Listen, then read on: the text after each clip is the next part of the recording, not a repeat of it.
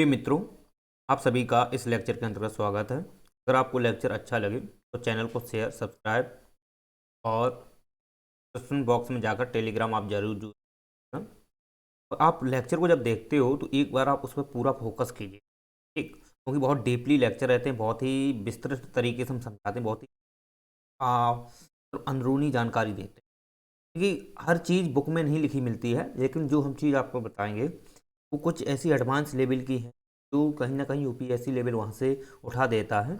उससे रिलेटेड आपको जो की पॉइंट मिल जाएंगे वो हम आपको बताएंगे। तो आज का जो हमारा लेक्चर रहेगा वो लोकसभा के अंतर्गत या जो विधायी प्रक्रिया होती है, यानी कि विधि निर्माण प्रक्रिया, जिसके अंतर्गत आप जानते हो कि विधि निर्माण से संबंधित जो भी विषय होते हैं वो कौन उसमें पूरा सुझाव देती है, उसमें संशोधन करती है या किसी भी प्रकार का उसमें बदलाव है, ठीक है, ये सब क्या कौन करती है? संसद करती है। तो संसद को क्या दी गई है जिम्मेदारी कि वो कानून बनाना है, और कानून एक्चुअली में आप देखोगे विधि सम्मत होते हैं।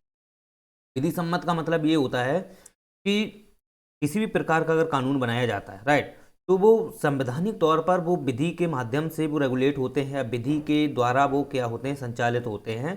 तो यहाँ तक समझ सकते हो कि वो क्या है? कानून है, राइट। अगर कोई कानून ऐसा भी बनाए जाते हैं जो विधि से सम्मत माने तो जाते हैं लेकिन वो संवैधानिक तौर पर उसमें नहीं होते हैं, तो हम उनको संशोधन में नहीं रखते हैं, राइट। संशोधन वाले सब विधि सम्मत रहेंगे। लेकिन ऐसे कानून भी होते हैं जो अलग से बहुत सारे कानून बनाए जाते हैं, विशेष रूप से आपने देखा हो देश की व्यवस्थाओं को सुधारात्मक प्रयास करने के लिए, या व्यवस्थाओं को किसी प्रकार की अगर स्थिति अगर जटिल बन रही है उसको नियंत्रण करने के लिए या उसमें देश के कुछ प्रावधान करने के लिए, या देश में कुछ टैक्स से संबंधित जो भी अगर रणनीति अगर कोई फैसले लिए जाते हैं, डिस्कशन किए जाते हैं, उसमें उससे संबंधित कुछ विधेयक होते हैं, उनको भी कानूनी के तौर पर देखा जाता है। तो चलिए हम सबसे पहले इसमें बात ये करते हैं कि आप देखोगे यहाँ पर संसद को क्या जिम्मेदारी दी गई है? कानून बनाना। और कानून आपको पता होना चाहिए, कानून एक्चुअली में देखा जाए जो होते हैं वो विधि सम्मत होते हैं, राइट। विधि सम्मत का मतलब होता है जैसे आईपीसी धाराओं में है या सीआरपीसी धाराओं हैं, राइट। इनमें जो धाराएं होती हैं ये सब विधि सम्मत होती हैं। दूसरी बात, संवैधानिक प्रावधान के तहत जो भी स्पष्ट विवरण दिया जाता है वो है सब विधि सम्मत, राइट।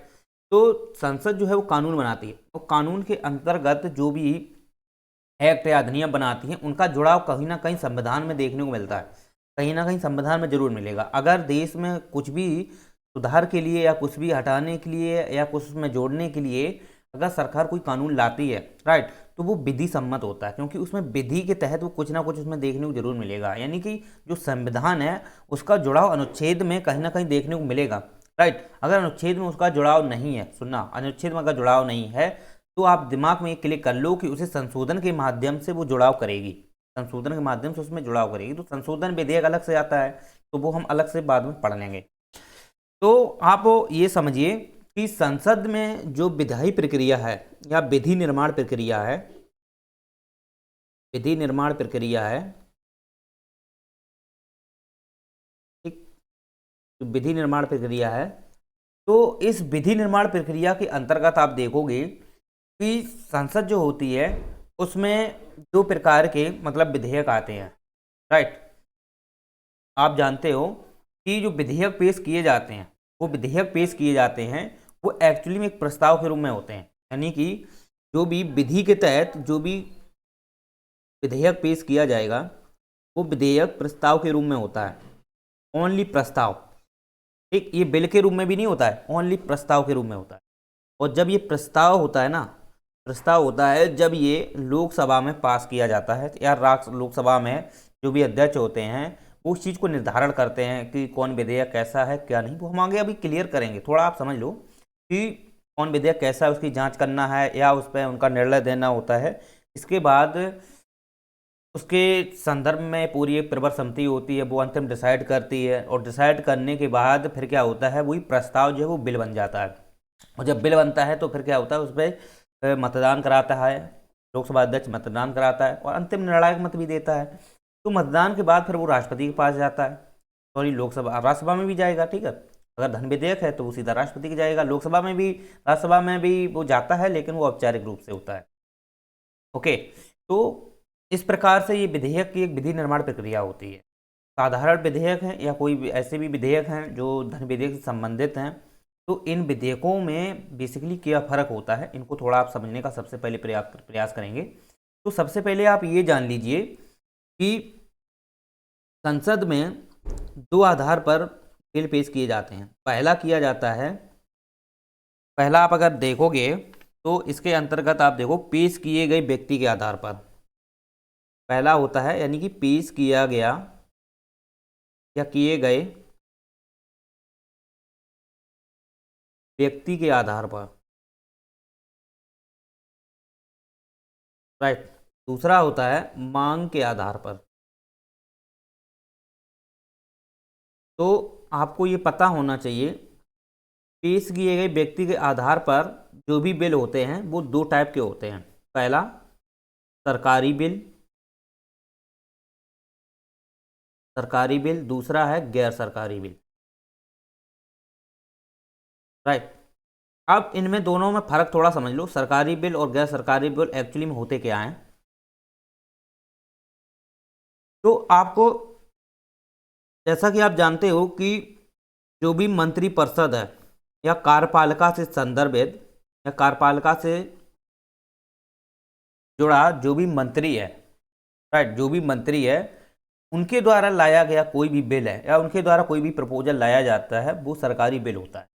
ठीक, वो बिल बाद में बनता है, प्रवर समिति के डिसाइड के बाद ही बनता है, वो अलग मैटर है। लेकिन सरकारी बिल वही विधेयक होते हैं जो मंत्रिपरिषद या मंत्रिपरिषद के संदर्भ में जो भी वहाँ पर जो मंत्री होते हैं, जो कार्यपालिका से जिनका संबंध होता है, सरकार से जिनका संबंध होता है, ओके, वो सभी क्या होते हैं, मंत्रिपरिषद के अंतर्गत आते हैं। और मंत्रिपरिषद से कोई भी सदस्य अगर बिल लाता है वो सरकारी बिल होता है। ओके, अब सरकारी बिल में आप जैसे जानते हो धन विधेयक भी होते हैं, वित्त विधेयक भी होते हैं। ये क्या है, एक सरकारी बिल होते हैं। ओके, और इनका सीधा सीधा प्रभाव देखोगे तो संचय निधि पर इनका प्रभाव पड़ता है। आकस्मिक निधि है, लेखानुदान निधि है, राइट। इनसे संदर्भित जो भी विधेयक या जो भी वहाँ पे निधियाँ होती हैं टैक्स से संबंधित, इनका सीधा प्रभाव पड़ता है सरकारी बिलों का। ओके, तो आप ये दिमाग में क्लिक कर लो कि मंत्रिपरिषद या हम बोल सकते हैं कार्यपालिका, और कार्यपालिका का यदि कोई सदस्य या सरकार का कोई सदस्य, क्योंकि कार्यपालिका एक प्रकार की सरकारी होती है, और सरकार का अगर कोई सदस्य बिल लाता है, ठीक, बिल लाता है या प्रपोजल लाता है, वो प्रपोजल जो कहलाता है वो सरकारी विधेयक के रूप में या सरकारी बिल के रूप में वो पेश होता है, सरकारी बिल के रूप में वो पेश होता है। तो यहाँ पर आप देखोगे कि जितने भी मंत्री होते हैं, जितने भी कार्यपालिका मंत्री हैं, कार्यपालिका का मतलब है जो मंत्रिपरिषद है, ओके, जो मंत्रिपरिषद है, तो उस मंत्रिपरिषद में जितने भी सदस्य होते हैं वो एक प्रकार का उनके द्वारा जो लाया गया बिल होता है वो सरकारी बिल होता है। और गैर सरकारी बिल ऐसे बिल होते हैं जो मंत्रिपरिषद द्वारा नहीं लाया जाता है, मंत्रिपरिषद द्वारा नहीं लाया जाता है, वो लाया जाता है सांसदों के माध्यम से, सांसदों द्वारा। लेकिन ऐसा भी नहीं है कि मंत्रिपरिषद का कोई सदस्य गैर सरकारी बिल नहीं ला सकता है, वो ला सकता है। लेकिन एक्चुअली में गैर सरकारी बिल का मतलब यही है कि उसे ऐसे सदस्यों द्वारा लाया जाता है जो सरकार के सदस्य नहीं होते हैं, सरकार के सदस्य नहीं होते हैं। आप देखिए कि जो भी आप देखोगे सांसद, जितने भी सांसद होते हैं किसी बहुमत पार्टी, मान लो किसी की सरकार है, किसी पार्टी की यदि सरकार है, राइट, और उस पार्टी से जितने भी सांसद होते हैं, जितने भी सांसद होते हैं, क्या वो सभी सरकार के हिस्सा होते हैं? नहीं होते हैं। देखना, सभी सरकार के हिस्सा नहीं होते हैं, क्योंकि हो सकता है कि इसमें से लगभग में किसी ने 282 बहुमत पार्टी से कोई विजयी हुआ हो, कोई भी, राइट। अब उसमें से लगभग में 70 से 75 के बाद सदस्य चुनने होते हैं, वो भी लोकसभा से भी, राज्यसभा से भी। तो क्या ये सभी हैं? नहीं है ना। तो इसमें से जो बहुमत पार्टी जो दल है उससे कितने मेंबर लिए गए हैं? 70-75 लिए गए हैं। और हमेशा याद रखना, बहुमत मंत्रिपरिषद में जितने भी सदस्य होते हैं वो बहुमत पार्टी से ही होते हैं, वो बहुमत पार्टी से ही होते हैं, चाहे वो लोकसभा है या राज्यसभा में हो। ठीक है, राज्यसभा में भी आपने देखो जो पार्टी के ही सदस्य होते हैं जो विधानसभा से जाते हैं, ठीक है। तो वहाँ भी पार्टी के सदस्य देखने को मिलते हैं, तो उन वही लेते हैं। एक्चुअली में अदर पार्टी के वो सदस्य नहीं लेते। मंत्रिपरिषद में, सरकार में अदर पार्टी का कोई सदस्य नहीं होता, क्योंकि उसमें उत्तरदायित्व तो होते हैं, सामूहिक उत्तरदायित्व, व्यक्तिगत उत्तरदायित्व, राइट। लेकिन मंत्रिपरिषद में एक प्रकार का सामूहिक उत्तरदायित्व भले ही ना हो, कोई डजंट अलग मैटर है, लेकिन मंत्रिमंडल के अंतर्गत उत्तरदायित्व होना अनिवार्य होता है। तो आप यहाँ दिमाग क्लिक कीजिए कि जो बहुमत है ना, बहुमत के आधार पर जो पार्टी जीतती है उसी पार्टी से क्या सभी सभी सांसद सरकार के मुखिया हो जाते हैं? क्या नहीं होते हैं। सरकार के मंत्री हो जाते हैं? क्या नहीं होते हैं। तो हमेशा दिमाग में बैठा लेना कि भले ही वो सरकार उसकी सरकार बहुमत में हो, उसकी सरकार बहुमत हो, लेकिन वो सरकार का हिस्सा नहीं है। उसकी सरकार बहुमत में हो सकती है, सरकार का हिस्सा नहीं है, तो वो भी सांसद जो होते हैं उसमें विपक्ष के भी हों या कोई भी सांसद, विपक्ष वैसे नहीं है, इसमें जो सांसद होते हैं तो जो मतलब कि लोकसभा में मान लो सांसद होते हैं, राइट, तो वो सांसद क्या है, बिल ला सकते हैं। तो वो ऐसा बिल या ऐसा प्रस्ताव वो कौन क्या कहलाता है? गैर सरकारी, गैर सरकारी, राइट। लेकिन मंत्रिपरिषद सदस्य हैं वो गैर सरकारी बिल ला सकते हैं, लेकिन वो लाते नहीं, क्योंकि सरकारी बिल ही लाते हैं वो।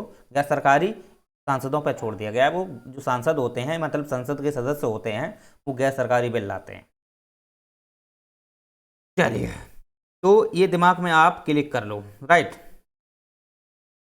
चलिए, तो उम्मीद करते हैं आपको ये समझ में आ गया होगा। अब हम बात करते हैं इसमें कि जो विधेयक मान लेते हैं कि ऐसा विधेयक है, सरकारी विधेयक है या गैर सरकारी विधेयक है, एक ही बात है, हम उनको दोनों को एक साथ अभी लेके चलेंगे, राइट। अब इन विधेयकों पर आप देखोगे, जब ये विधेयक लोकसभा में पेश किया जाता है, लोकसभा में जब ये पेश किया जाता है, ऐसे भी विधेयक, गैर सरकारी विधेयक तो राज्यसभा में भी पेश हो जाते हैं, ठीक है, और सरकारी विधेयक जो होते हैं वो केवल लोकसभा में ही पेश किए जाते हैं। ये दिमाग में आप बैठा लो। सरकारी विधेयक जितने होते हैं, जैसे धन विधेयक है, वित्त विधेयक है, ये सरकारी विधेयक होते हैं, राइट। तो ये किस में पेश होते हैं? ये होते हैं लोकसभा में। लेकिन एक दिमाग और बैठ क्लिक कर लो, जो 117 के 3 के तहत जो भी विधेयक हैं, राइट, इसमें पावर देखोगे दोनों को समान रूप से होती है, दोनों को समान रूप से होती है। ये किसी में भी पेश किए जा सकते हैं, केवल 117(3) के तहत जो वित्त विधेयक होते हैं, ओके।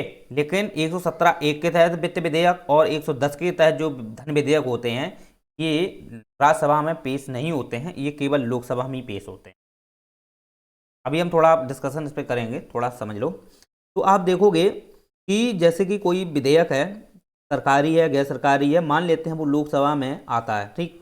अब लोकसभा में जब वो पेश किया जाता है तो किस रूप में होता है? वो होता है एक प्रस्ताव के रूप में, वो बिल के रूप में नहीं होता है, वो ओनली प्रपोजल होता है, एक प्रपोजल, राइट। और वो प्रपोजल जो देखोगे, जब उस प्रपोजल पर दिमाग से क्लिक कर लेना, यही जो प्रपोजल है, इस प्रपोजल पे जब लोकसभा अध्यक्ष पहले लोकसभा के अध्यक्ष के पास ही आता है, पहले ये लोकसभा में नहीं जाता है, लोकसभा अध्यक्ष के पास आता है, राइट। अब लोकसभा अध्यक्ष के पास जैसे ही जाता है तो लोकसभा अध्यक्ष क्या करता है? इसको जांच पड़ताल करता है, इसमें पढ़ता है, या उनको लगता है कि इसमें कुछ बदलाव करना है, क्या करना है, तो वो ये कर सकते हैं, ठीक। उनके पास पावर होती है, वो ये चीज़ें कर सकते हैं, राइट। इसके बाद क्या करते हैं? वो सदन में रखते हैं। तो सदन में आप देखोगे कि उस पर पहले प्रथम वाचन होता है, सुनना ध्यान से, कई सारे वाचन होते हैं, पहले आप समझ लो। प्रथम वाचन जो होता है, आप यहाँ देखो, प्रथम वाचन जब होता है तो प्रथम वाचन में क्या होता है कि आप देखोगे, सुनना, प्रथम वाचन क्या होता है कि यही जो विधेयक है, ये विधेयक क्या करते हैं? ये लोकसभा अध्यक्ष जो हैं कहाँ पेश करते हैं? लोकसभा में। और जब ये लोकसभा में पेश किया जाता है, लोकसभा में जब ये पेश किया जाता है तो लोकसभा में जितने भी सदस्य होते हैं, जितने भी सदस्य हैं, वो इसमें कुछ ना कुछ अपना अपना ऐड जोड़ेंगे। कोई भी अगर सांसद, ठीक, या कोई मंत्री अगर किसी भी प्रकार का अगर बिल पेश करता है या प्रपोजल पेश करता है, और वो लोकसभा के अध्यक्ष जो होते हैं, लोकसभा के अध्यक्ष पे जांच पड़ताल करने के बाद वो लोकसभा में रखते हैं, और लोकसभा में जब रखते हैं ना, तो उस पर डिस्कशन होता है, प्रॉपर डिस्कशन होता है, समझ रहे हो, प्रॉपर उस पर डिस्कशन होता है, उसमें संशोधन भी होता है, कुछ लोग उसमें जोड़ने का प्रयास करते हैं, कुछ अपना जोड़ने का प्रयास करते हैं। लेकिन ऐसा नहीं है कि जिसने पेश किया है वो ये कहे कि नहीं हमने पेश किया है, हम आप इसमें कुछ नहीं जोड़ सकते हो, नहीं बिल्कुल नहीं कह सकते हो।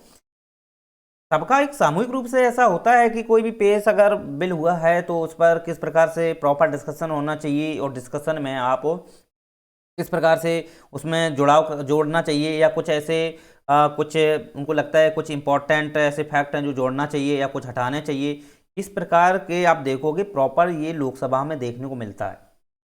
ठीक है, जिसने भी पेश किया है उसके द्वारा भी उसमें संशोधन या कुछ उसमें बदलाव किया जा सकता है, ये प्रॉपर वहाँ के सभी सदस्य देख करते हैं। अब जिनको लगता है वो करेगा, जिनको नहीं लगता है वो नहीं करेगा, अलग बात है।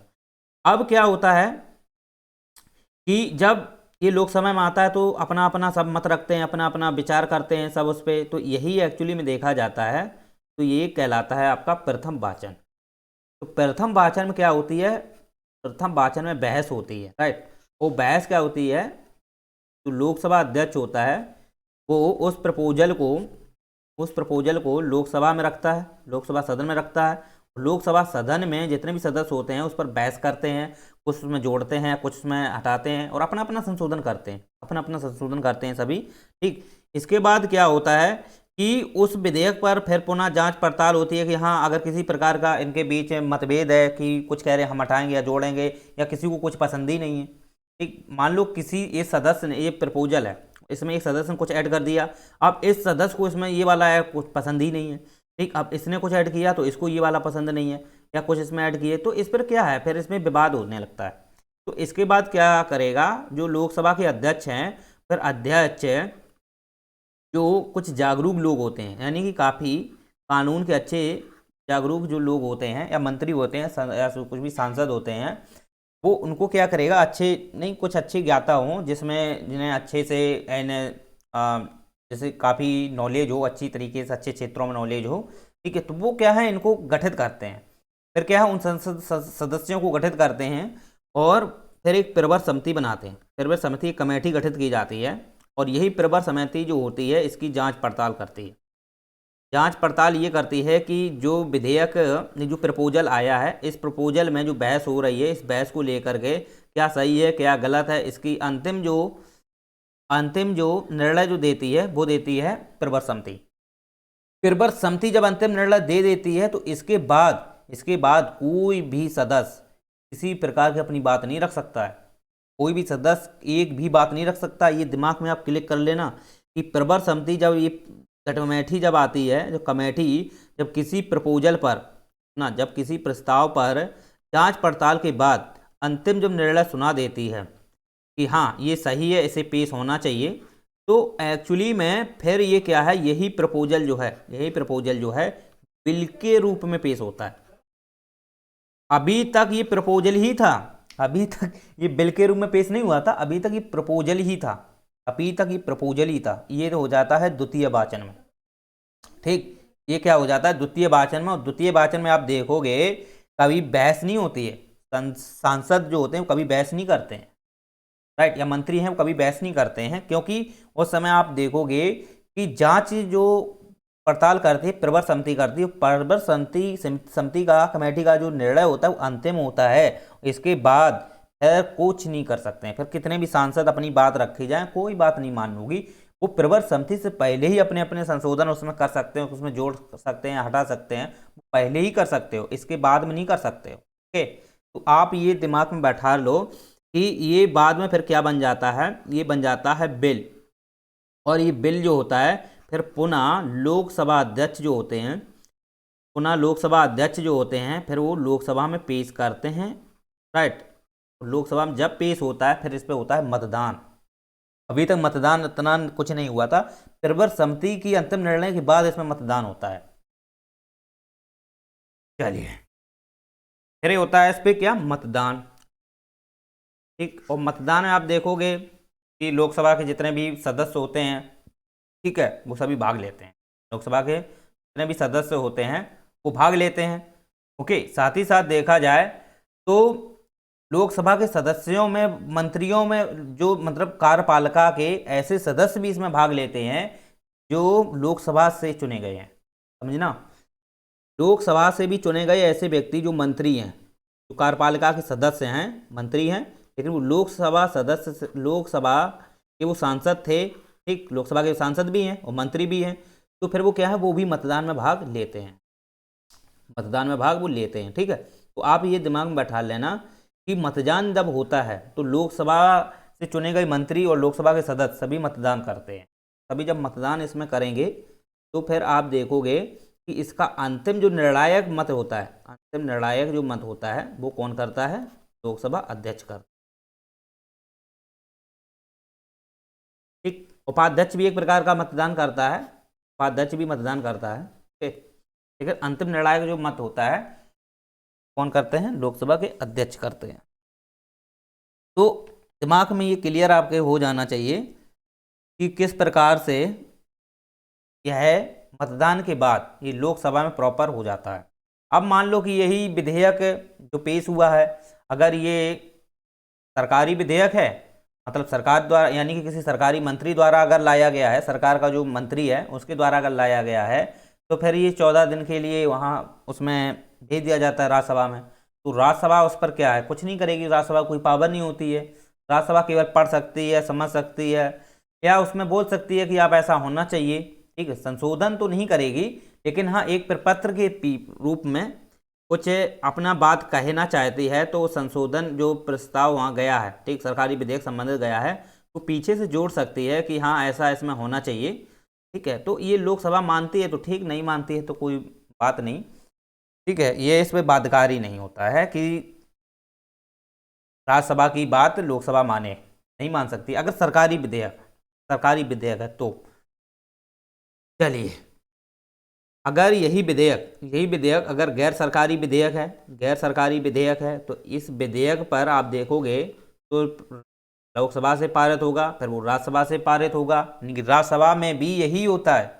मान लेते हैं कि यही विधेयक गैर सरकारी है, राइट, यही विधेयक गैर सरकारी है और ये गैर सरकारी विधेयक है, ये अभी तक बिल ही है, ये बिल है, यही बिल के रूप में कहाँ जाएगा, ये जाएगा राज्यसभा में। और जब ये राज्यसभा में जाता है, राइट, ये जब राज्यसभा में जाता है तो राज्यसभा में भी आप देखोगे तो वहाँ पर भी जितने भी सांसद होते हैं, ठीक, जितने भी सांसद होते हैं तो वहाँ सांसद क्या करते हैं, उस पर भी अपना संशोधन करते हैं, उस पर भी ये संशोधन करते हैं।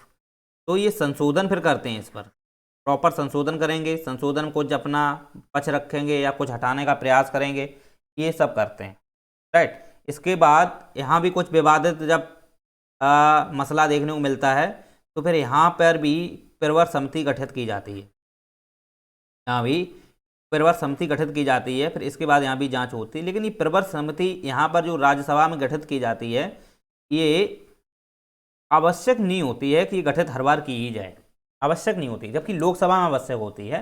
राज्यसभा में प्रवर समिति अनिवार्य नहीं होती है कि हर बार किसी भी प्रपोजल है आप जो लोकसभा से पारित होकर गया है तो राज्यसभा में जाता है तो राज्यसभा में प्रवर समिति उसकी जांच करेगी, ये अनिवार्य नहीं है, कर भी सकती है, नहीं भी कर सकती है।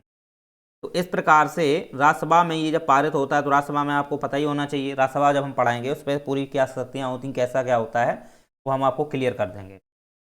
ठीक, अभी बस यही समझ लो, जब राज्यसभा में जाता है तो राज्यसभा में जितने भी सदस्य होते हैं वो अपना मत डालते हैं, ठीक, और राज्यसभा आप देखना कि ऐसे भी मत डालते हैं इसमें जो मंत्री हैं, यानी कि जब मंत्री परिषद गठित होती है तो उसमें लोकसभा के भी होते हैं, राज्यसभा के भी होते हैं, लेकिन अनिवार्य नहीं है कि राज्यसभा के होने ही चाहिए, समझ रहे हो। अगर उनको लगता है कि राज्यसभा लेना चाहिए तो राज्यसभा से वो ले सकते हैं, ठीक है। अगर कोई राज्यसभा से सदस्य लिए गए हैं, वो मंत्री हैं, फिर वो राज्यसभा में अपना वोट डालेंगे और राज्यसभा में जो भी फैसले लिए जाएंगे संशोधन संबंधित जो विधेयक आते हैं उस पर वो मत डालते हैं।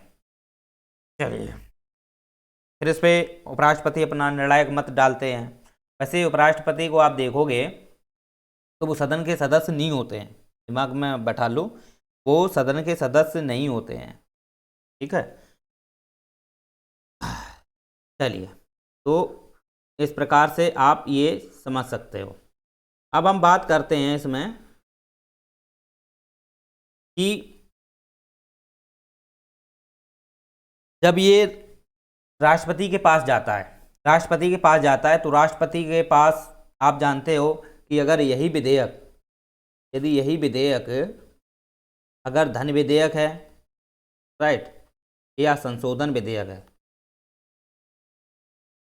यदि धन विधेयक है या संशोधन विधेयक है तो इन विधेयकों पर राष्ट्रपति की पूर्व मंजूरी होती है, राष्ट्रपति की पूर्व अनुमति होती है, और इनकी अनुमति के पश्चात ही ये दो विधेयक ऐसे होते हैं, धन विधेयक और संशोधन विधेयक। ये विधेयक राष्ट्रपति की पूर्व अनुमति के बाद ही पेश किए जाते हैं। और आपको पता होना चाहिए धन विधेयक जो होता है वो केवल लोकसभा में ही पेश किया जाता है, केवल लोकसभा में ही पेश किया जाता है। और संशोधन विधेयक जो ऐसा होता है वो लोकसभा में भी आ सकता है, राज्यसभा में भी आ सकता है, जबकि धन विधेयक जो है केवल लोकसभा में आता है।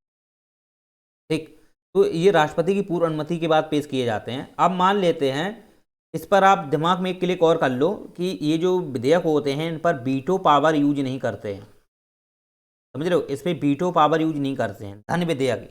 और धन विधेयक कौन से वाले, जो 110 के तहत आते हैं, 117 एक के तहत नहीं। अभी हम आगे क्लियर करेंगे इन विधेयकों को।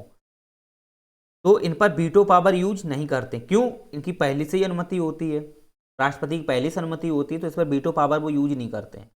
ओके, अब बात यहाँ आती है कि जब ये विधेयक, सुनना मेरी बात, जब ये विधेयक धन विधेयक है या संशोधन विधेयक है या ऐसे विधेयक हम मान लेते हैं गैर सरकारी विधेयक, ठीक, जब ये विधेयक कहाँ जाते हैं, ये जाते हैं राष्ट्रपति के पास, और राष्ट्रपति के पास भी पावर होती है वो इसमें कुछ बदलाव कर सकता है। केवल किन विधेयकों की बात कर रहे हैं हम, गैर सरकारी विधेयकों। गैर सरकारी जो विधेयक होते हैं, ठीक है, उसमें कुछ बदलाव कर सकती है, कुछ बदलाव कर सकती है।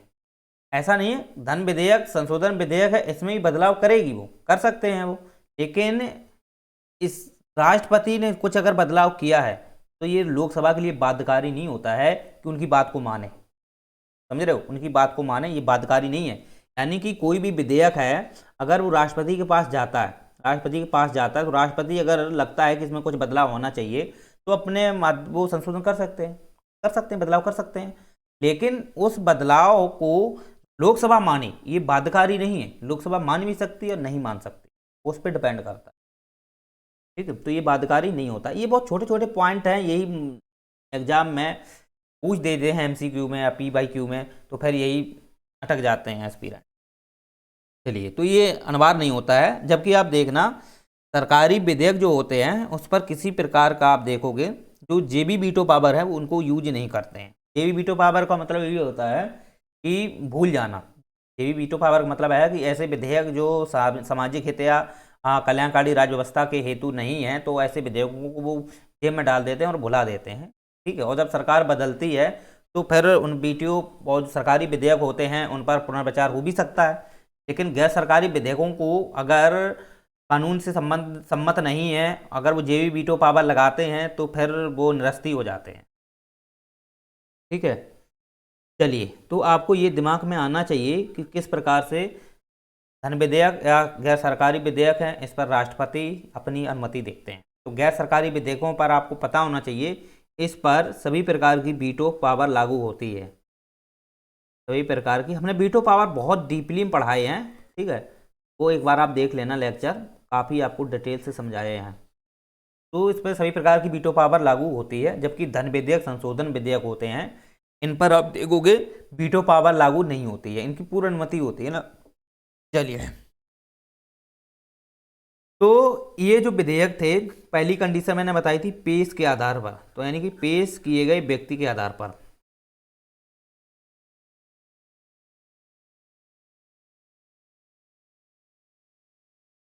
राइट, दूसरी कंडीशन इसमें आती है मांग के आधार पर। मांग के आधार पर कौन कौन विधेयक होते हैं, तो आपको पता होना चाहिए कि सरकारी विधेयक, या हम इसमें ऐसे बोल सकते हैं, या हम इनको ऐसे बोलें साधारण विधेयक, सरकारी नहीं होता है, साधारण विधेयक या धन विधेयक और वित्त विधेयक, वित्त विधेयक, और चौथा और होता है संशोधन विधेयक।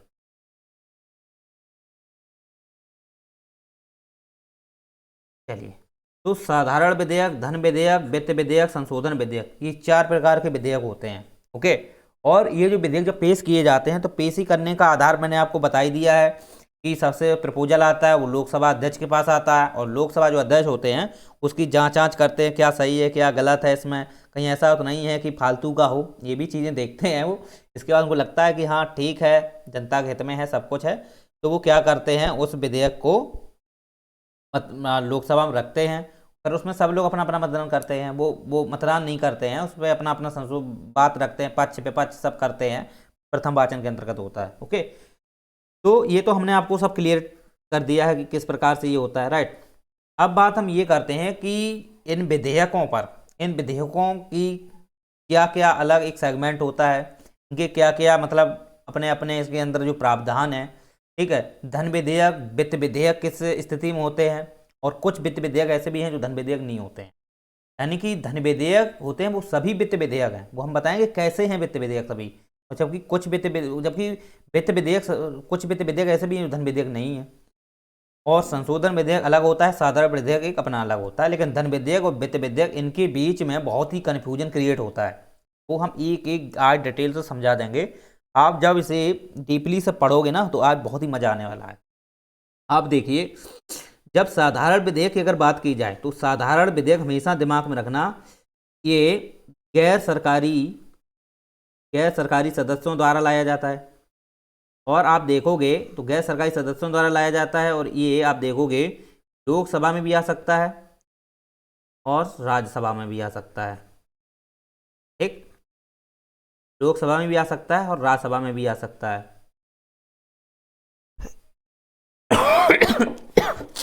सॉरी, चलिए एक मिनट।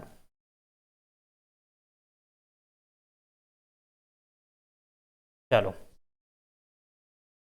तो आप इन्हें देखिएगा, साधारण विधेयक जो होते हैं ना, तो साधारण विधेयक एक प्रकार के गैर सरकारी सदस्यों द्वारा ही लाए जाते हैं, लोकसभा राज्यसभा में भी आ सकते हैं ये। और साधारण विधेयक आप देखोगे तो इनका किसी भी प्रकार का प्रभाव नहीं पड़ता है, यानी कि इनका भारत की किसी भी निधि पे प्रभाव नहीं पड़ता है। यानी चाहे उसमें टैक्स से संबंधित कोई या संचय निधि हो, या कोई भारत व्यय से संबंधित हो, या आकस्मिक निधि हो, लेखानुदान हो, राइट। या हम इसमें बोल सकते हैं कि प्रत्यानुदान भी आप देख लो, लेखानुदान, प्रत्यानुदान, ये जितने भी इससे संबंधित मतलब एक आप देखोगे सरकार से रेलिवेंट जो टैक्स रिलेटेड होते हैं, ठीक है, तो उस पर साधारण विधेयक का कोई प्रभाव नहीं पड़ता है, किसी भी प्रकार का प्रभाव नहीं पड़ता, राइट। क्योंकि ये सामान्य कानून होते हैं, और सामान्य कानून आप देखोगे सरकार की किसी भी टैक्सेशन से संबंधित किसी प्रकार का प्रभाव नहीं डालते हैं, राइट। तो इसलिए आप जानते हो कि साधारण विधेयक, आप जानते हो कि साधारण विधेयक जो होते हैं वो गैर सरकारी सदस्यों द्वारा ही पेश किए जाते हैं, और मंत्री भी परिषद से भी कर सकते हैं, वो अलग बात है, ठीक है। और ये लोकसभा राज्यसभा में पेश किए जाते हैं। चलिए, तो इनका प्रभाव किसी भी टैक्स पे नहीं पड़ता है, संचय निधि है उस पर नहीं पड़ता है, संचय निधि पर भारत व्यय है उस पर नहीं पड़ता है, आकस्मिक निधि है उस पर नहीं पड़ता है। साथ ही साथ आप देखोगे लेखानुदान, राइट, लेखानुदान है, जितनी भी मतलब लेखा अनुदान आप कह सकते हो, ठीक है, इन पर ये किसी प्रकार का इनका प्रभाव नहीं पड़ता है, तो ये दिमाग में आप बैठा लो। जबकि आप देखोगे धन विधेयक है और वित्त विधेयक है, धन विधेयक और वित्त विधेयक इनका सीधा सीधा प्रभाव पड़ता है। धन विधेयक या वित्त विधेयक है, इनका सीधा सीधा प्रभाव पड़ता है संचय, क्योंकि कोई भी अगर संचय निधि से टैक्स लेना हो, उसमें कुछ जोड़ना हो या उसमें कुछ घटाना हो, तो इनका सीधा सीधा प्रभाव पड़ता है, धन विधेयकों का सीधा प्रत्यक्ष प्रभाव पड़ता है, समझ रहे हो। जबकि साधारण विधेयकों का कोई प्रभाव नहीं पड़ता है, धन विधेयकों का सीधा प्रभाव पड़ता है। और धन विधेयक जो वित्त विधेयक से संबंधित हैं, जो धन विधेयक वित्त विधेयक से संबंधित है, उनका सीधा प्रभाव देखने को मिलता है टैक्सेशन पे। आकस्मिक निधि हो, चाहे वो संचय निधि से भारत व्यय हो, या संचय निधि से कुछ है उसमें टैक्स में दर बढ़ाना हो या घटाना हो या कुछ भी करना हो, ये धन विधेयक से ही पेश किए जाते हैं। और धन विधेयक जब हमेशा पेश किया जाता है वो कुछ ना कुछ जरूर बदलाव करता है, ठीक, और उससे सीधा प्रभाव हमारी संचय निधि पर, हमारी टैक्सेशन पर, हमारी टैक्स सिस्टम पर जरूर पड़ता है। ओके, तो ये दिमाग में आप बैठा लो क्लिक करके। अब थोड़ा आप देखोगे, अब थोड़ा समझ लो कि धन विधेयक क्या होते हैं और वित्त विधेयक क्या होते हैं। यहाँ पे आप थोड़ा एक चीज समझो, धन विधेयक अनुच्छेद 110 के तहत आते हैं, जबकि वित्त विधेयक आप देखोगे 117(1) और 117(3) इसके तहत आते हैं, राइट। तो आप बहुत से बच्चों में इनमें कन्फ्यूजन बहुत होता है कि धन विधेयक वित्त विधेयक इनमें बेसिक डिफरेंस होता क्या है। तो आप यहाँ एक बात समझ लीजिए कि धन विधेयक आप देखोगे, धन विधेयक और 117(1) के तहत विधेयक, 117(1) तहत विधेयक, मतलब इनमें एक प्रकार की समानता ही देखने को मिलती है, समानता ही देखने को मिलती है। समानता का मतलब यह है कि अगर आप कोई भी विधेयक वो अगर धन विधेयक के रूप में अगर पेश करते हो, वो 110 के रूप में आएगा। अगर वही विधेयक आप धन विधेयक ना दे करके, वो टैक्सेशन से ही संबंधित है उसी से संबंधित, वो वित्त विधेयक जो 117(1) के तहत आते हैं ना, वो भी संचय निधि को प्रभावित करते हैं, लेकिन बस प्रोसेस इनका थोड़ा भिन्न होता है। अभी हम देखो समझाते हैं, थोड़ा एक चीज और समझ लो, इसके बाद हम इसको क्लियर कट करते हैं। देखो क्या होता है कि आप देखोगे कि 110 वाले जितने भी विधेयक हैं, 110 वाले जितने भी विधेयक हैं, ये केवल लोकसभा में लाए जाते हैं, ठीक। 110 वाले जो अनुच्छेद के तहत जितने भी विधेयक आते हैं, ये केवल लोकसभा में लाए जाते हैं, ठीक। पहली बात तो इसमें ये समझो। और 117(1) के तहत जो विधेयक हैं, वो भी केवल लोकसभा में लाए जाते हैं, समझना यहाँ पे दिमाग से। यानी कि 110 के तहत, अनुच्छेद 110 के तहत जितने भी धन विधेयक हैं, वो केवल लोकसभा में लाए जाते हैं। और वित्त विधेयक के अंतर्गत 117(1) के तहत जो धन विधेयक हैं, यानी कि ये भी धन विधेयक ही हैं, ये भी धन विधेयक ये भी हैं, ठीक है, ये भी धन विधेयक हैं, लेकिन ये धन विधेयक थोड़ा प्रोसेस के हिसाब से अलग है, थोड़ा प्रोसेस के हिसाब से अलग है। समझो अभी कैसे, ये केवल धन विधेयक ये भी हैं, लेकिन इनका प्रोसेस थोड़ा ऐसा होता है कि इसमें राज्यसभा को भी पावर मिल जाती है, समझना, इसमें राज्यसभा को भी पावर मिल जाती है। जबकि 110 के तहत जो विधेयक पेश किए जाते हैं, उसमें राज्यसभा को पावर नहीं मिलती है। और दिमाग में एक बात हमेशा बैठा लेना कि जो केवल लोकसभा में जो पेश किए जाएंगे विधेयक, लोकसभा में जो केवल पेश किए जाते हैं विधेयक और राज्यसभा में नहीं किए जाते हैं, वो कहीं ना कहीं सरकार को भी प्रभावित कर सकते हैं, समझ रहे हो। क्योंकि धन विधेयक अगर लोकसभा में पास नहीं हुआ तो दिमाग में ये बैठा लेना कि सरकार 100% गिर ही जाएगी, सरकार को फिर कोई बचाने वाला नहीं है, ठीक है। तो धन विधेयक हमेशा लोकसभा में ही पेश होता है, राज्यसभा में वो कभी पेश नहीं होता है, और ना राज्यसभा में उसमें किसी प्रकार का बदलाव संशोधन नहीं होता है। संशोधन में कर सकते हैं, लेकिन वो लोकसभा मानेगी या नहीं, पे डिपेंड करता है ना, ठीक है। लेकिन लोकसभा में ही ये पेश होता है, समझ रहे हो। तो लोकसभा में इसे पारित होना अनिवार्य है, लोकसभा में पारित होना अनिवार्य है। तो इसमें धन विधेयक में रिस्क होता है, धन विधेयक में रिस्क होता है। जबकि वित्त विधेयक से संबंधित जो धन विधेयक होते हैं, जो वित्त विधेयक संबंधित जो धन विधेयक होते हैं, ये केवल लोकसभा में ही लाए जाते हैं। ये भी लोकसभा में लाए जाते हैं, लोकसभा में ये भी लाए जाते हैं, ये भी केवल लोकसभा में लाए जाते हैं, लेकिन इन्हें राज्यसभा में पावर होती है, इन्हें राज्यसभा में पावर होती है, समझ रहे हो। राज्यसभा इसमें संशोधन कर सकती है जिस प्रकार से लोकसभा करती है, लेकिन ये केवल पेश लोकसभा में ही होते हैं, समझ रहे हो, लेकिन राज्यसभा में इनमें पावर होती है। तो एक चीज़ थोड़ा अंतर इनमें समझ लो। पहला अंतर यह है, ये केवल लोकसभा में पेश होते हैं, और 117(1) के तहत जो भी विधेयक हैं, या हम इसमें ऐसे कर सकते हैं इसके तहत, ठीक, ये भी वित्त विधेयक हैं, और ये भी एक प्रकार के धन विधेयक ही होते हैं, ये भी लोकसभा में ही केवल पेश किए जाते हैं, ये भी केवल लोकसभा में ही पेश किए जाते हैं, ठीक। लेकिन आप देखोगे ये भी केवल लोकसभा में ही पेश करते हैं, लेकिन 110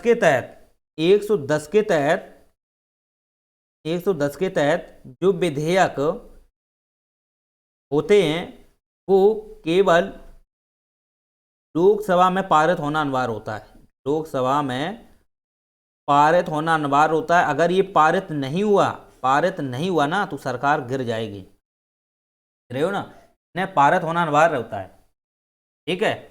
और आप हमेशा बात क्लिक कर लो कि कोई भी विधेयक है, ठीक, वो धन विधेयक है या नहीं, धन विधेयक है या नहीं है, इसकी पहचान कौन करता है? लोकसभा अध्यक्ष करता है, राइट। तो लोकसभा अध्यक्ष जो होते हैं ना, वो अपने अकॉर्डिंग किसी भी विधेयक को वो धन विधेयक बना सकते हैं और किसी भी विधेयक को वित्त विधेयक भी बना सकते हैं, उनके पास पावर होती है। लेकिन हमेशा वो दिमाग में ये चीज़ हमेशा याद रखना कि हर विधेयक को वित्त विधेयक धन विधेयक नहीं बनाते हैं, ये दिमाग में क्लिक कर लेना, हर विधेयक को धन विधेयक नहीं बनाते हैं। इसका रीजन ये है कि अगर धन विधेयक लोकसभा में फेल हो गया तो फिर तो आप जानते हो सरकार गई। और जबकि लोकसभा का जो अध्यक्ष होता है ना, लोकसभा का जो अध्यक्ष होता है वो उसी पार्टी का होते हैं जिस पार्टी की सरकार केंद्र में होती है, समझ रहे हो ना, उसी पार्टी के वो होते हैं। इसलिए दिमाग में ये आप क्लिक कर लेना कि लोकसभा में जो भी धन विधेयक पेश किए जाएंगे उस पर आप देखोगे जो लोकसभा अध्यक्ष होता है ना, लोकसभा जो अध्यक्ष होता है, अगर वो धन विधेयक के रूप में पेश करता है, धन विधेयक के रूप में पेश, क्योंकि निर्धारक करता वही होता है ना, वही होता है। जैसे धन विधेयक कोई भी है या नहीं है, या उसे धन विधेयक के रूप में पेश करना है कि नहीं करना है, ये तो लोकसभा अध्यक्ष पे डिपेंड करता है, ठीक है। तो वो धन विधेयक के रूप में भी पेश कर सकता है और वो वित्त विधेयक के रूप में भी पेश कर सकता है। लेकिन गैर सरकारी विधेयक को वो धन विधेयक और वित्त विधेयक नहीं बनाएगा, ये दिमाग में बैठा लेना। सामान्य जो सामान्य जो मतलब साधारण विधेयक होते हैं उनको वो धन विधेयक और वित्त विधेयक नहीं बनाता है, जबकि धन विधेयक को वित्त विधेयक बना सकता है, वित्त विधेयक को धन विधेयक बना सकता है, लेकिन सिचुएशन के आधार पर बनाता है। अगर उसको लगता है कि हाँ ये विधेयक लोकसभा में पास हो जाएगा, ये विधेयक लोकसभा में पास हो जाएगा, तो फिर उसे वो धन विधेयक बना देगा और लोकसभा में पास होना अनिवार्य होता है। अगर उनको लगता है कि हाँ कि यहाँ पर सरकार गठबंधन टाइप की है, या उनको लगता है कि हमारे यहाँ पर इतना जो सदस्य है इनके बीच मतभेद है, ठीक है, तो फिर वो धन विधेयक पेश करेगा ही नहीं, फिर वो वित्त विधेयक के रूप में पेश करेगा, समझ रहे हो। तो वित्त विधेयक जो होता है ना ये वाला, इस रूप में पेश करेगा, फिर वो इस रूप में पेश करेगा। तो फिर इससे क्या है, अगर ये फेल भी हो जाता है ना तो फिर सरकार गिरती नहीं है। इसमें फेल अगर हो जाता है ये वाला विधेयक तो सरकार नहीं गिरती है। जबकि अगर यही विधेयक जो पेश किया गया अगर इसके रूप में अगर कर दिया, धन विधेयक के रूप में, मैं आपको बताना है कि इसे पेश कौन कर रहा है, लोकसभा अध्यक्ष ही जिम्मेदार होता है। उसकी जिम्मेदारी होती है किसी भी विधेयक को पहचान करना, धन विधेयक के रूप में लाना कि वित्त विधेयक के रूप में लाना, ठीक है। तो अगर वही लोकसभा अध्यक्ष अगर वित्त विधेयक को धन विधेयक के रूप में अगर लाता है या धन विधेयक को वित्त विधेयक में लाता है, तो थोड़ा कंडीशन समझो। अगर किसी विधेयक को वो धन विधेयक के रूप में लाता है, यानी कि मान लो सरकार जैसे कि किसी मंत्री द्वारा पेश किया गया है, और मंत्री जो हमेशा देखना कोई भी पेश करता है वो सबसे पहले लोकसभा अध्यक्ष के पास जाएगा, और लोकसभा अध्यक्ष इस चीज़ को समझते हैं कि अगर इसे हम अगर हम इसे अगर हम धन विधेयक के रूप में पेश कर रहे हैं, इसे अगर हम धन विधेयक के रूप में अगर हम पेश कर रहे हैं, तो हो सकता है कि अगर ये कहीं पास ना हुआ तो फिर यह क्या करता है, वो उनको पता है कि हम अपनी सरकार को नहीं गिराएंगे, क्योंकि वे उसी सरकार बहुमत से होते हैं, उसी पार्टी से होते हैं जिसमें की बहुमत सरकार बनी होती है, ठीक है। तो धन विधेयक हमेशा वो सोच समझ कर ही पेश करते हैं। अगर ये पास नहीं हुआ तो सरकार गिर जाएगी। इसलिए आप दिमाग में क्लिक कर लेना कि सरकार की एक प्रकार की जिम्मेदारी लोकसभा अध्यक्ष पर भी डिपेंड होती है। अगर उसने धन विधेयक पेश कर दिया तो, और वो लोकसभा में पारित नहीं हुआ तो सरकार गई, समझ रहे हो। तो ये लोकसभा अध्यक्ष ऐसे नहीं होते हैं, लोकसभा के बहुत ऊपर प्रेशर होता है, उस हिसाब से ये काम करते हैं। तो धन विधेयक हमेशा याद रखना, धन विधेयक जो होता है वो लोकसभा में पेश होता है, और इसे फेल होने पर सरकार गिर जाती है। और दिमाग में एक चीज़ और बैठा लो कि कोई भी विधेयक धन विधेयक के रूप में पेश करना है या धन विधेयक को वित्त विधेयक के रूप में पेश करना है, वो जिम्मेदारी उसकी लोकसभा अध्यक्ष की होती है। तो तभी तो हम बोल रहे हैं जो 117(1) के तहत ओनली इसकी बात हो रही है, इनको अभी छोड़ दो, 117(1) के तहत जो विधेयक हैं, वित्त विधेयक और विधेयक, इन्हें केवल लोकसभा में ही पेश करते हैं, ठीक है। और जिम्मेदारी किसकी होती है कि कोई विधेयक लोकसभा में जो पेश किया गया है वो धन विधेयक है कि नहीं वो कौन जांच करते हैं, वो लोकसभा अध्यक्ष करते हैं। चलिए ठीक है, आप ये चीजें समझ सकते हो। चलो तो अब हम बात करते हैं कि आप देखोगे अगर यही वित्त विधेयक है, अगर ये धन विधेयक के रूप में पेश हो रहा है, सुनो मेरी बात, अगर अगर ये धन विधेयक है, ठीक, कोई भी विधेयक अगर वो धन विधेयक के रूप में पेश हो रहा है, वो 110 के तहत होगा। और 110 के तहत जो विधेयक पेश होता है, ठीक, 110 के तहत विधेयक पेश होता है तो ना इसमें कुछ राज्यसभा कर सकती है, राज्यसभा कुछ नहीं कर सकती है, पहली कंडीशन, राइट, राज्यसभा कुछ नहीं कर सकती है। दूसरी इसमें कंडीशन आती है कि राष्ट्रपति जो होते हैं वो इस पर वीटो पावर भी नहीं लगा सकते हैं। तीसरी बात यह है कि राष्ट्रपति आप देखोगे इसे अपने पास भी नहीं रखते हैं, समझ रहे हो, क्योंकि पूर्ण अनुमति से ये लाया जाता है, तो पास रखना का मतलब वीटो ही पावर लगाना होता है, तो राष्ट्रपति इस पर किसी भी प्रकार का वीटो पावर नहीं लगा सकते हैं। ओके, एक मिनट,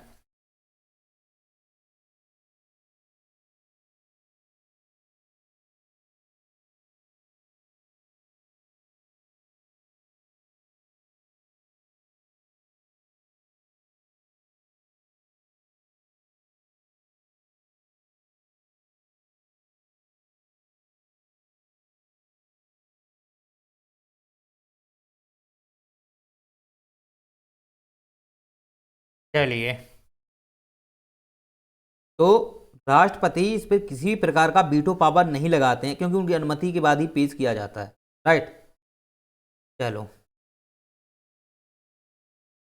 लेकिन आपको पता ही है कि कोई विधेयक है इस पर किसी प्रकार का ये वीटो पावर नहीं होता है, यानी कि अगर उनके पास अगर ये विधेयक जाता है तो उनको मंजूरी देनी ही पड़ती है, पुनर्विचार के लिए भी नहीं भेजते हैं क्योंकि पुनर्विचार एक प्रावलंबनकारी वीटो लग जाती है, तो इस पर किसी प्रकार की वीटो नहीं होती है। तो धन विधेयक आपने देखा हो जो जाता है ना राष्ट्रपति के पास, तो राष्ट्रपति को मंजूरी देनी ही पड़ती है, ठीक है।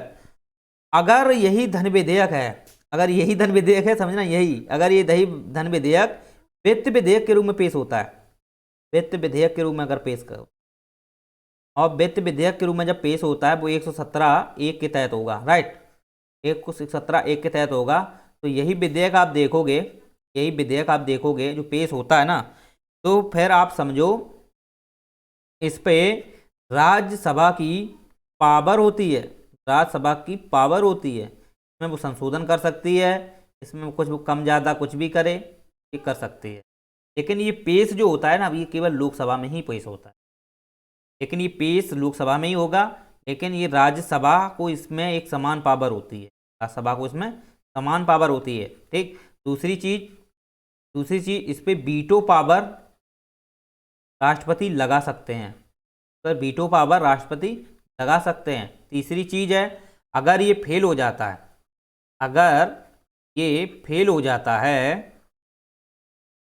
अगर ये फेल हो जाता है तो सरकार नहीं गिरती है, सरकार नहीं गिरती है। तो आप दिमाग में अब बैठा लो, देखो अब मान लो कि अब बोलोगे कि सभी विधेयकों को, धन विधेयकों को वित्त विधेयक के रूप में पेश करे सरकार, लोकसभा अध्यक्ष, तो सरकार नहीं गिरेगी। तो आपको ये भी तो पता होना चाहिए ये राज्यसभा में जाएगा, राज्यसभा में फिर टाइम लग जाएगा, और सरकार को कोई इमरजेंसी कोई विधेयक लाना हो, कुछ भी हो, तो फिर वो धन विधेयक के रूप में आता है, समझ रहे हो ना, तो उसे पारित करना ही पड़ता है। इमरजेंसी आपातकालीन समय में अब कोई संचय निधि से टैक्स लगाना है या कुछ करना है, तो उसके लिए वित्त विधेयक भी आ सकता है और धन विधेयक भी आ सकता है, दोनों आ सकते हैं, लेकिन वित्त विधेयक पे समय लग जाता है, प्रोसेस थोड़ा अलग है उसका ना, है वही विधेयक, लेकिन बस प्रोसेस में थोड़ी भिन्नता होती है, बस प्रोसेस। अगर वो वित्त विधेयक, अगर कोई धन विधेयक है के रूप में आता है, तो उससे जो कानून बनेगा वो भी उसी समय उसी के लिए बनेगा, और वित्त विधेयक के तहत जो विधेयक आता है वो भी कानून वही बनेगा, लेकिन थोड़ा समय का प्रोसेस है। समय का प्रोसेस ये राज्यसभा में भी जाएगा, और राज्यसभा में फिर ये पारित नहीं हुआ तो राज्यसभा फिर इसमें क्या करेगी, को डिस्कशन करेगी, तो फिर लोकसभा को अच्छा नहीं लगेगा, लोकसभा कहेगी, बोलेगी मैंने इसमें कुछ बदलाव किया था तुमने हटा दिया बे, तो फिर वो क्या करेगी, इसमें फिर लोकसभा इसमें विवाद करेगी, फिर राज्यसभा करेगी, फिर लोकसभा, राज्यसभा, फिर तो हो गया काम। तो यही, तभी तो यही तो धन विधेयक आता है, समझ रहे हो ना। तो फिर संयुक्त अधिवेशन फिर राष्ट्रपति को बुलाना पड़ जाएगा। इसलिए रिस्क उठाना पड़ता है, तो रिस्की काम है ना, तो रिस्क उठाना ही पड़ेगा। तो इसलिए धन विधेयक को पास करना ही पड़ता है। और धन विधेयक वो वित्त विधेयक के रूप में भी हो सकता है और वित्त विधेयक धन विधेयक के रूप में भी पेश हो सकता है, थोड़ा बस प्रोसेस का अलग है। चलिए, तो मैंने आपको बता ही दिया है कि धन विधेयक जब पेश होता है तो इसे पेश होना पड़ता है, सरकार गिर जाती है। जबकि जब वही धन विधेयक वित्त विधेयक के रूप में पेश होता है तो उसमें सरकार नहीं गिरती है, लेकिन उसमें राज्यसभा को पावर मिल जाती है और राष्ट्रपति को भी वीटो शक्ति की पावर मिल जाती है। ठीक, ये बेसिक थोड़ा डिफरेंस है इसमें। चलो, अब हम बात करते हैं 110 के तहत कौन कौन से विधेयक ऐसे होते हैं जो आते हैं। देखो, अगर आप 110 के तहत विधेयकों को आप देखोगे,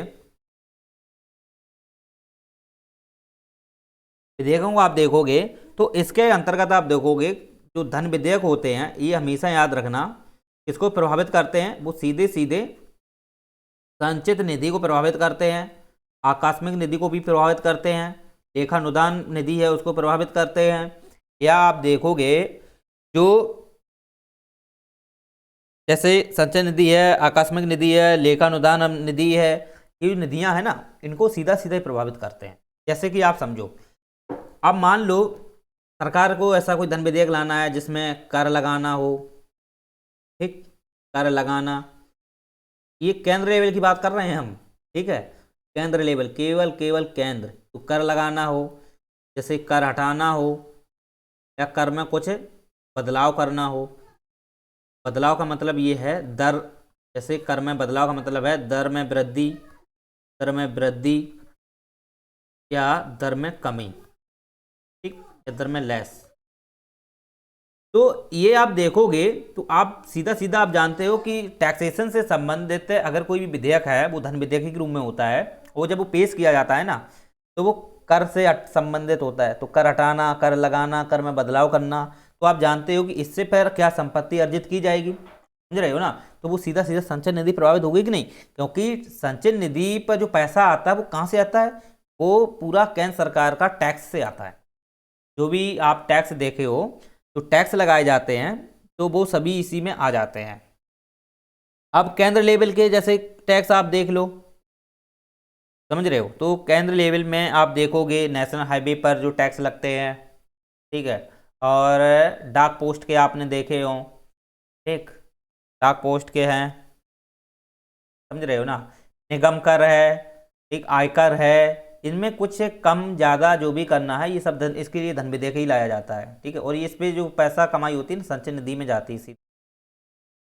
और संचय निधि से एक चीज़ और दिमाग में बैठा लो कि अनुसूची 2 के तहत जितने भी राजनीतिक क्षेत्र में अधिकारी नहीं, उसमें राजनीतिक क्षेत्र में जो नेता होते हैं, प्रधानमंत्री हो, राष्ट्रपति हैं, उपराष्ट्रपति हैं, सांसद हैं, ठीक है, तो इन्हें जो पैसा या वेतन भत्ता दिया जाता है ना वो संचय निधि से दिया जाता है। या अधिकारी हों, ठीक, जैसे महान्यायवादी जो केंद्र लेवल पे काम कर रहे हैं अधिकारी, ठीक है, तो इन्हें जो पैसा मिलता है, सचिव हैं, कैबिनेट सचिव जो केंद्र लेवल पे हैं, तो इन्हें जो पैसा दिया जाता है ना वेतन भत्ते, ये संचय निधि से ही दिया जाता है। और अनुसूची 2 के तहत, और अनुसूची 2 में अगर किसी प्रकार का बदलाव होता है ना, संशोधन के माध्यम से अनुसूची 2 में बदलाव होगा और अनुसूची 2 में कुछ बदलाव करके वो उसमें ऐड करेंगे, और ऐड करेंगे, जो भी ऐड करेंगे ना वो संचय निधि प्रभावित होगी, क्योंकि फिर संचय निधि से उसे पैसा देना पड़ेगा।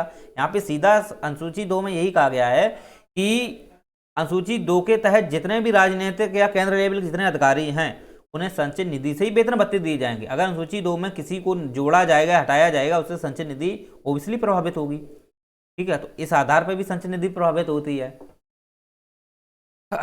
चलो, तो आप देखोगे टैक्सेशन से संबंधित, राइट, इसी में आप देखोगे जैसे अंतर्राष्ट्रीय स्तर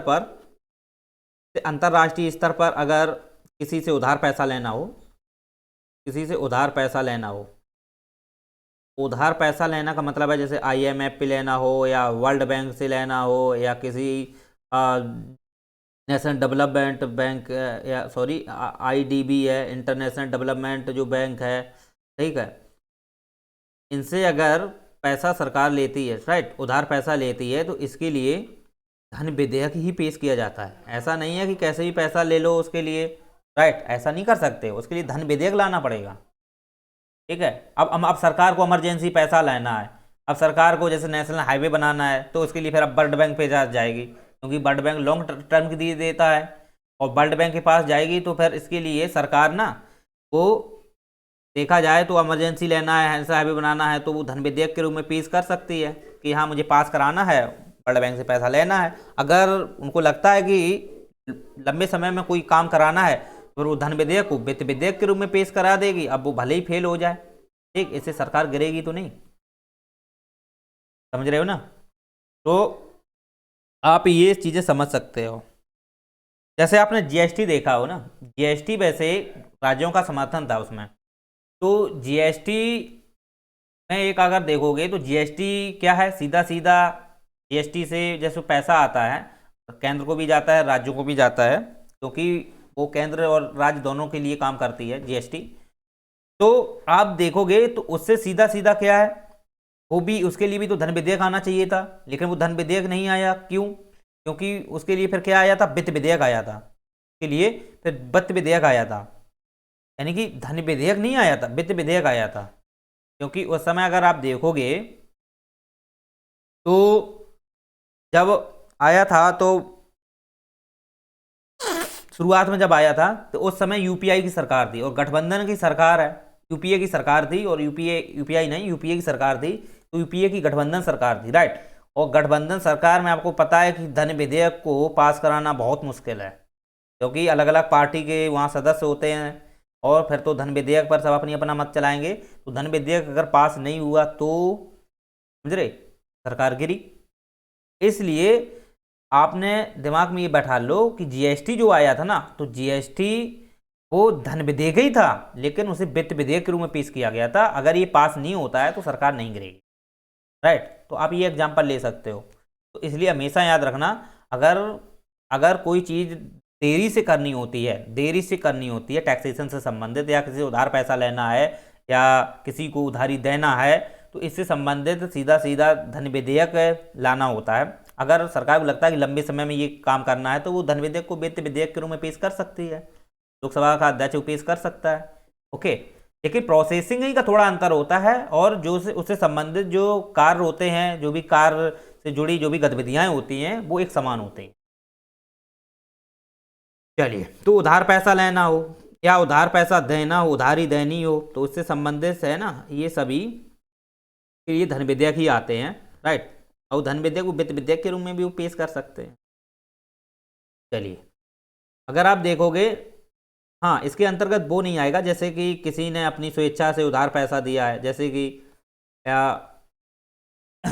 जैसे भारत के कुछ ऐसे मित्रतापूर्ण जैसे देश हैं, जैसे इजराइल है, रूस है, अगर को लगता है कि भारत को देना चाहिए तो वो देंगे, पीएलआई के रूप में। आपने देखा, सॉरी उसके रूप में होता है, वो दिमाग में नहीं आ रहा, चलो हम बताएंगे, ठीक है। उसके रूप में उधारी देते हैं, यानी कि वो उस पर देते हैं व्यापार से, ठीक है, कि तुम मेरे यहाँ से व्यापार करना, उस अकॉर्डिंग हम तुमको इतना पैसा देते हैं। जैसे भारत ने पाकिस्तान को दिया, भारत ने नेपाल को भी दिया, भारत ने श्रीलंका को भी दिया, बांग्लादेश को भी दिया, अपने पड़ोसी देशों को देते रहते हैं भारत। तो भारत अगर जब पैसा देता है ना, उसके लिए विधेयक विधेयक विधेयक नहीं लाते हैं वो, उसके लिए विधेयक नहीं आता है। वो इसलिए नहीं आता है क्योंकि सरकार देखा जाए तो वो व्यापार से रिलेटेड दे रही है, समझ रहे हो, व्यापार से रिलेटेड दे रही है, से संबंधित नहीं होगा ना। या कोई उनको व्यापार से रिलेटेड पैसा दे दे कि चलो हम तुम्हारे यहाँ पर इतना अवसंरचना इंफ्रास्ट्रक्चर के संबंधित या इंफ्रास्ट्रक्चर लगाएंगे, ठीक है, तो इससे संबंधित हम उधार पैसा देते हैं, तो वो उसके लिए धन विधेयक वगैरह नहीं लाए जाते हैं। बस यही है कि अगर किसी संस्था से पैसा लेते हैं, किसी संस्था से उधार पैसा लेते हैं, सरकार से पैसा उधार लोगे किसी दूसरे सरकार से, तो उसके लिए धन विधेयक नहीं आता है। अगर किसी संस्था से पैसा लेते हो, जैसे आईएमएफ है, वर्ल्ड बैंक है, आईडीबी है, इनसे अगर आप उधार पैसा लेते हो तो निश्चित ही आपको धन विधेयक लाना ही पड़ेगा, ओके। चलो, ये आप दिमाग में बैठा लो। चलिए, तो इस प्रकार से आप समझ सकते हो कि अंतर्राष्ट्रीय संस्था से जैसे उधार लेना हो तो उसके लिए बिल पेश करना ही पड़ता है, या सरकार को उधार ही देनी हो।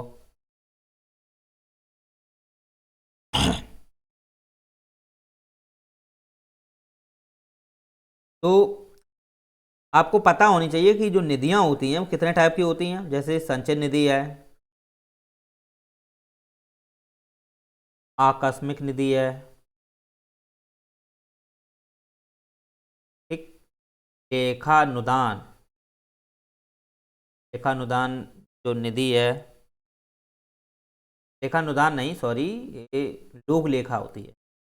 हाँ, लोक लेखा, लेखा अनुदान नहीं होता। लेखा अनुदान तो वो सरकार वित्त विधेयक के रूप में पेश करती है, वो से बोलते हैं। लोखा, लोक लेखा, इस प्रकार की ये निधियां होती हैं। तो आपको पता होना चाहिए, आकस्मिक निधि तो इमरजेंसी के लिए होती है, इमरजेंसी के लिए आपातकालीन स्थिति में इसका यूज किया जाता है। तो संचय निधि को आपको पता है कि कर से संबंधित होती है, जितने भी कर होते हैं सरकार द्वारा जो लिए जाते हैं, ठीक। और यही जो सिस्टम केंद्र में है ना, यही सेम राज्य में भी है, सेम राज्य में भी है, ठीक है। जो यहाँ पर इस प्रकार के जो मैंने आपको पढ़ाया है ना, यही धन विधेयक से संबंधित पूरा प्रोसेस राज्य में भी है, हर राज्य में विधानसभा में होता है, समझ रहे हो। तो वहाँ भी संचय विधि अपनी अलग होती है उनकी। आकस्मिक निधि तो आपको पता ही है कि इमरजेंसी के लिए होता है। और जो लोक लेखा जो निधि होती है, इसमें आप देखोगे जो कंपनियां जो कंपनियां जो पैसे कमाती हैं, ठीक है, कंपनियां जैसे पैसे कमाती हैं, जैसे बीएसएनएल है, सेल है, जो गवर्नमेंट लेवल की है ना, केंद्र की होती हैं, जैसे बीएसएनएल है, सेल है, ठीक है, और ओएनजीसी है, या हम कह सकते हैं जो नवरत्न कंपनियां होती हैं, ठीक है, उनको लेते हैं इनके अंतर्गत। तो उनका जो कंपनियां का जो धन होता है ना, वो इसी में जमा होता है। लोक लेखा निधि में कंपनियों का जो धन होता है वो लोक लेखा निधि में होता है, संचय निधि में नहीं होता है, ना आकस्मिक निधि में होता है, लेकिन केवल लोक लेखा निधि में होता है। तो सरकार की जैसे कंपनियां तो आपको बहुत सारी हैं, पीएसयू के अंतर्गत आती हैं, पब्लिक जो सर्विस जो अंडरटेकन और अंडरटेक जो कंपनियां होती हैं उन्हीं के अंदर बीएसएनएल है, जैसे सेल है, और एनटीपीसी है, ठीक, ओएनजीसी है। ऐसी जो कंपनियां हैं ना गवर्नमेंट की, वो सभी इसी में आ जाती हैं। उसका जो रुपया जो धन होता है वो इसी में जमा होता है। और साथ साथ देखा जाए वो भविष्य निधि से संबंधित है। भविष्य निधि, भविष्य निधि को आपको पता होना चाहिए, जो पीएफ वगैरह नहीं होता है, जो पीएफ भविष्य के लिए काटते हैं जो मजदूर होते हैं, अरे वो मजदूर नहीं होते हैं, ये वो होते हैं, मतलब कि जो ऐसी बड़ी बड़ी प्रोफेशनल कंपनियों में काम करते हैं, जो गवर्नमेंट की कंपनियों में मतलब काम करते हैं ना, तो उनका पीएफ कटता है, राइट। तो पीएफ जो होता है ना, वो भी लोक लेखा निधि में ही जुड़ता है, लोक लेखा निधि में ही जुड़ता है। तो ये आप दिमाग में प्रॉपर क्लिक कर लो। चलो, तो इस प्रकार की ये निधियां होती हैं। अब इनके बदलाव के लिए तो आपको पता ही होना चाहिए कि क्या पेश किए जाते हैं, धन विधेयक पेश किए जाते हैं, ठीक है। आप आकस्मिक निधि हो या धन विधेयक हो, या सॉरी संचय निधि से हो, ठीक है, इसमें अगर कुछ बदलाव करना है तो धन विधेयक पेश किए जाते हैं। लेकिन आकस्मिक निधि आप देखोगे तो उसमें राष्ट्रपति को पावर दी जाती है उसके लिए, ठीक है। वो हम आकस्मिक निधि जब निधियां पढ़ाएंगे तब हम क्लियर कर देंगे। विनियोग विधेयक आप देखोगे, जो विनियोग विधेयक आता है ना, वो संचय निधि से जब धन निकालते हैं तो वो एक धन विधेयक ही होता है। विनियोग विधेयक एक प्रकार का धन विधेयक ही होता है, और वो लाया जाता है, और 114 के तहत आता है वो। 114 के तहत जो विनियोग विधेयक होता है, विनियोग,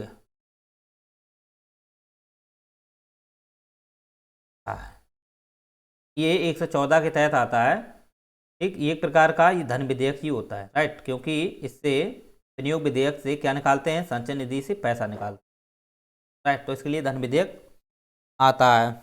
ये संचय निधि से भारित होता है ना, संचय निधि से भारित व्यय का मतलब है संचय निधि द्वारा जो कुछ है उसमें पैसे हैं, ठीक है, उसको खर्च करते हैं।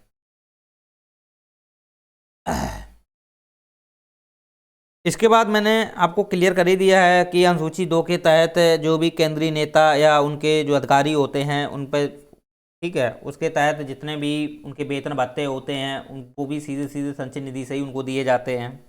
ओके।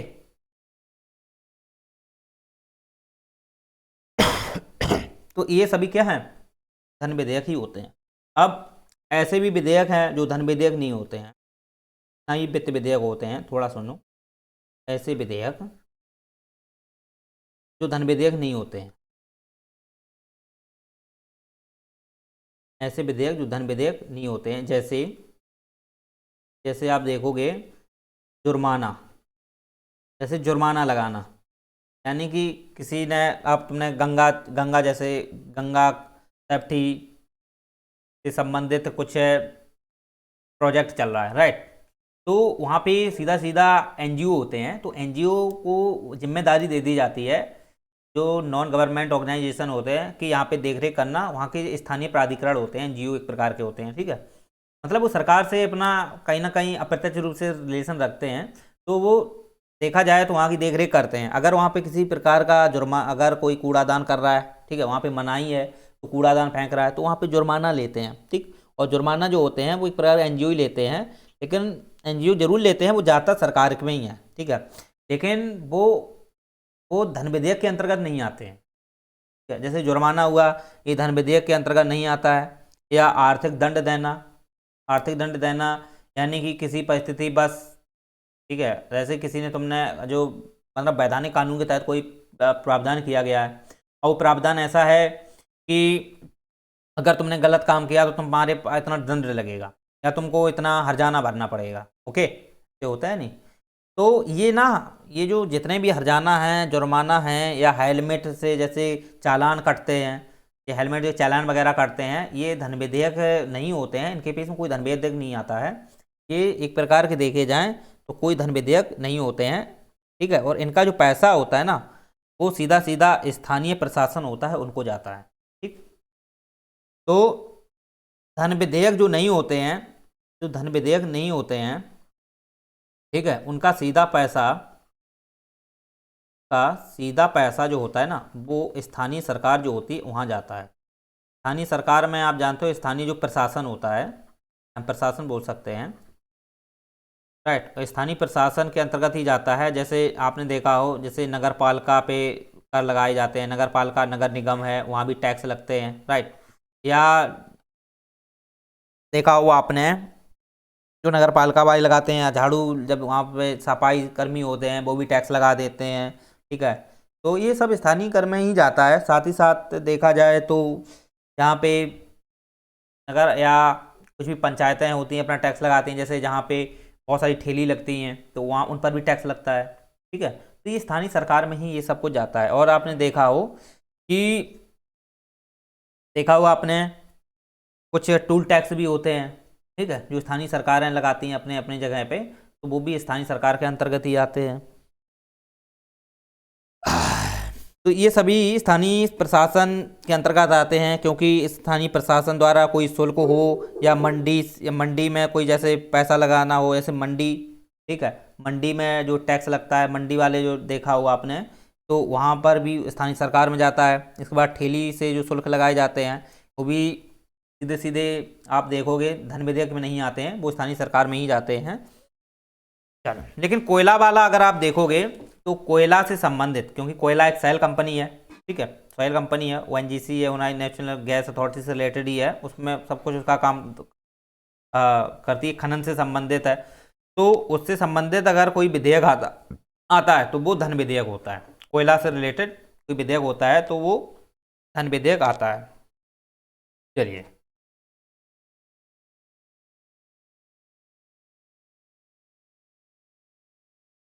चलो,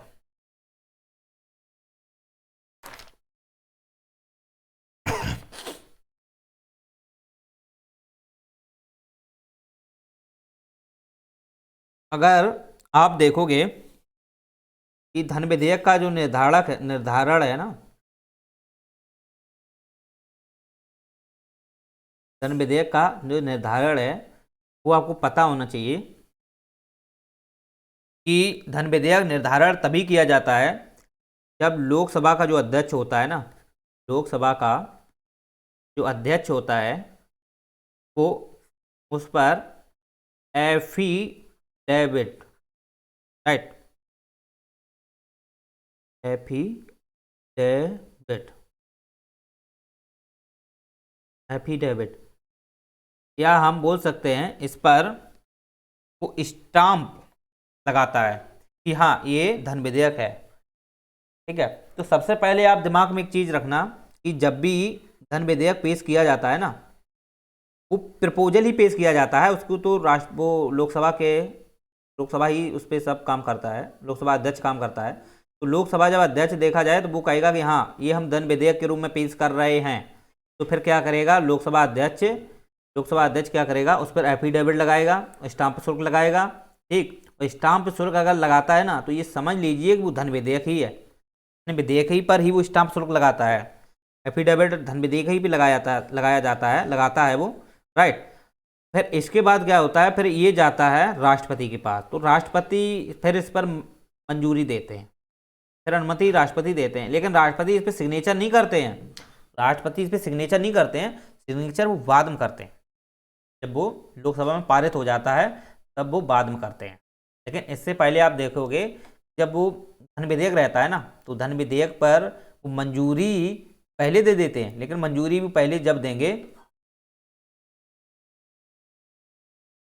एक मंजूरी वो पहले जब देंगे जब वो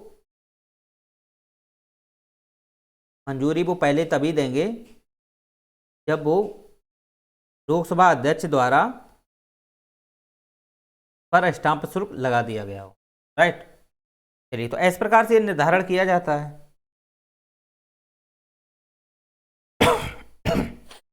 ठीक है, और वित्त विधेयक आपको पता ही होना चाहिए, तो धन विधेयक संशोधन विधेयक नहीं होता है। ठीक है, अगर आप देखोगे धन विधेयक संशोधन विधेयक एक आधार पर हो सकता है। जैसे अगर ये विधेयक मान लेते हैं कि राज्यसभा में जाता है, राज्यसभा के पास पहली बात से पाबंदी होती है 14 दिन तक, अगर ये इस पर कुछ अपना विचार रखती है तो ठीक, और वो विचार जो है उसमें संशोधन नहीं करती है, वो संशोधन नहीं कर सकती है। बस ये है कि अपना विचार है वो पीछे प्रपत्र के रूप में एक पीछे पत्र जोड़ देगी कि देखो इसमें ऐसा ऐसा होना चाहिए। तो अगर लोकसभा अध्यक्ष इस चीज़ को मान लेता है या लोकसभा मान लेती है ना, तो फिर ये संशोधन के रूप में फिर कहाँ जाता है, वो राष्ट्रपति के पास जाता है। तो संशोधन विधेयक फिर कहलाया जाएगा। वही धन विधेयक वो संशोधन विधेयक हो सकता है। जैसे वित्त विधेयक होते हैं ना, तो वित्त विधेयक एक प्रकार के धन विधेयक ही होते हैं। तो वो भी आप देखोगे तो वो भी जब राज्यसभा को उसमें पावर होती है तो राज्यसभा भी उसमें क्या है, संशोधन करती है, फिर वो संशोधन विधेयक वो भी कहलाते हैं। तो संशोधन विधेयक के रूप में भी धन विधेयक होते हैं। ठीक है, वो कहाँ जाते हैं, राष्ट्रपति के पास में जाते हैं। चलो, अब हम इसमें थोड़ा बात कर लेते हैं 117(3). अब ये विधेयक आप देखोगे, अगर हम 117(1) की अगर बात करें, 117(1) में आपने देखा हो लेखानुदान, प्रत्यानुदान, ये जो होते हैं ना, आप देखोगे ये 117(1) के तहत आते हैं। और आपने हमेशा दिमाग में रखना ये भी एक प्रकार के धन विधेयक ही हैं, लेकिन ये 110 के तहत नहीं आएंगे, राइट। इन पे पावर, लेखा अनुदान हो प्रत्यानुदान हो, इन पर राज्यसभा की समान पावर होती है, ओके। इसलिए ये लोकसभा में केवल पेश लोकसभा में ही किए जाएंगे, लेकिन राज्यसभा को उसमें पावर समान होती है। और 117(3) के तहत जो भी विधेयक होते हैं, 117(3) के तहत जितने भी वित्त विधेयक होते हैं, ये विधेयक आप देखोगे